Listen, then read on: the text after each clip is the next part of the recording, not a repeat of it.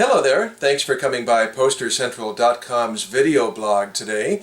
I'm Pete Howard, and today I got some really fun things to show you. Basically, Bill Graham, obviously the world-famous legendary concert promoter, his career on poster before he got involved with music. And I've got 8 posters to show you here. I'll run through them fairly quickly from when he worked for the San Francisco Mime Troupe. And that, of course, led right up to his involvement with music and then his career with the Fillmore and on and on and on. So Graham was hired by the Mime Troupe in 1963 as their treasurer slash business manager, promoter, jack of all trades and everything, because the founders, the Mime Troupe's founder, Ronnie Davis, was rather ambitious and wanted to take his show on the road, and they needed somebody to handle, all the complicated arrangements and everything. Now, Graham was working for a heavy equipment manufacturing company and making north of 20 grand a year, which was a lot in the early 60s. And yet he met with Ronnie Davis, the head of the Mime Troupe, and he got hired for $125 a month. Oh my God, what is that? Yearly, that's like $1,400 a year or something like that, down from 20 grand. So let that be a lesson. If you chase your love in life, you might succeed and do fine, and the money will follow. Isn't that the old expression? So the thing the Mime Troupe offered Bill Graham that he just loved were his 2 big interests in life, and that was the theater and the business world. And the Mime Troupe, was a combination of those 2 things, so Bill followed his gut and went for it. He did negotiate since he got almost no money. He said, "Can I bring my secretary slash girlfriend from my previous job at Alice Chalmers?" That being, of course, Bonnie McLean, and of course Ronnie Davis said, of course, you're paying him that much, you got to give him all kinds of other perks and goodies and stuff. So in '63, Bill Graham went to work for the San Francisco Mime Troupe, which was basically a vagabond theater company cast as a medieval traveling show, as you can almost see from, I might as well show you the first poster rather than just rap for 3 minutes. Give you a little close-up scan here. This is one of the posters I'm going to be showing you today. And these guys were creating quite a stir in the parks of San Francisco with their experimental political plays, which worked in vulgarity and nudity, as was, the thing in the early to mid-60s as more liberation and freedom was coming upon the scene. And these things are paid performances, but they started to get in real trouble when they did free performances in the park that anybody could just walk up to see, and that's when they started getting really hassled by the San Francisco ultra-conservative Parks Commission. So these guys were just a real motley crew, surviving by their wits and, going by the donations of wealthy admirers. Yep, there's a reason they only paid Graham $125 a month. That's all they could afford, at least in '63. I'm not sure what it was when he left in '65. But, they needed Graham's, they played into each other perfectly. In fact, what blows my mind is when Graham met with Ronnie Davis of the Mime Troupe for the interview, in San Francisco, in the Bay Area, they both worked at the same hotel 3,000 miles away in the Catskills. And they did the same thing. They both were busboys / evolve into waiters. So boy, what kind of, all these little turns of fate and history really play into a lot of things. And what if would Ronnie Davis had hired him if they didn't have that incredible rapport from working at the same place? And then can you imagine the San Francisco music scene without Bill Graham as a promoter? And on and on. All these little connections just absolutely fascinate me, just amazing. So they had such a good rapport that Ronnie Davis hired Bill Graham on the spot for the Mime Troupe. Again, this is '63, and again, as long as Bill could bring his secretary. And as Graham said in his own book, he said, "I hustled, I booked, I printed posters, I drove the truck, I did everything." I think he said, "I carried the spear for the Mime Troupe." Bill's energy and drive and determination and ambition and stuff, so I'd say the Mime Troupe got a fantastic deal out of it. But Graham never bought into the Mime Troupe's radical politics. He was definitely separated himself from that. He wasn't a radical and so forth. And Ronnie Davis actually liked that. He felt that Graham was a perfect straight man to represent the Mime Troupe in the straight world and meet with all the suits and everything.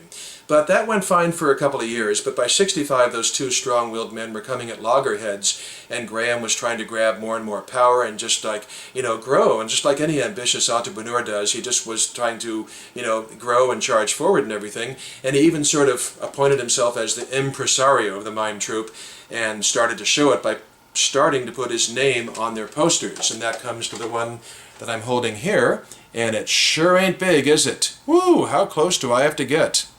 Look at that. Bill Graham Presents. That's what I thought it said, but it's so small I wasn't even sure on the monitor. My God, what type point is that?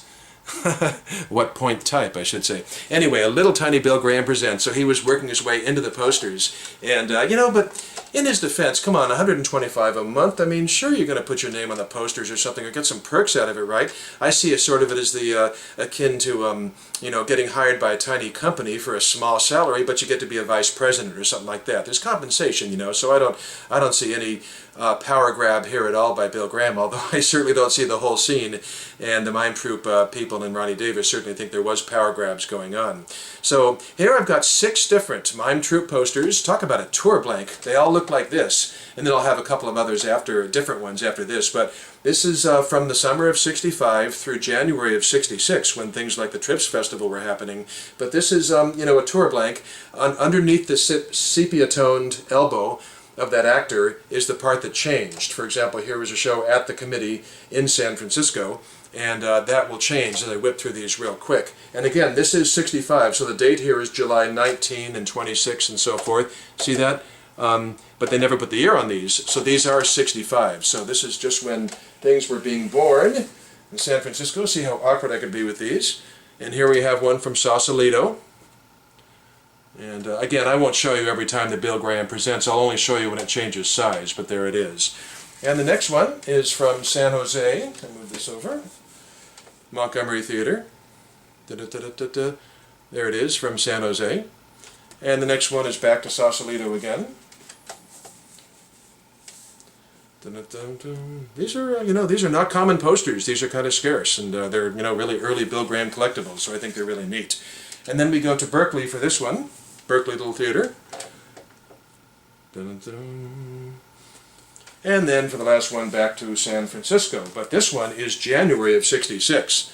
So that's amazing because there was so much happening in San Francisco in January '66, including, you know, a Mime Troupe appeal party, and at the Fillmore, and you know, the Trips Festival, the first acid test at the Fillmore. Well, here you got January '66 and the Mime Troupe doing their thing, the Civil Rights in a Cracker Barrel. So that's pretty neat. And then, as far as we know, below that, I've got the first 2 posters, advertising posters for an event ever made with Bill Graham's name on them. So this is a real honor. And his name is a little bit bigger, a little bit more prominent on this one. See that in the upper left there? Bill Graham Presents, SF Mime Troupe, and so forth.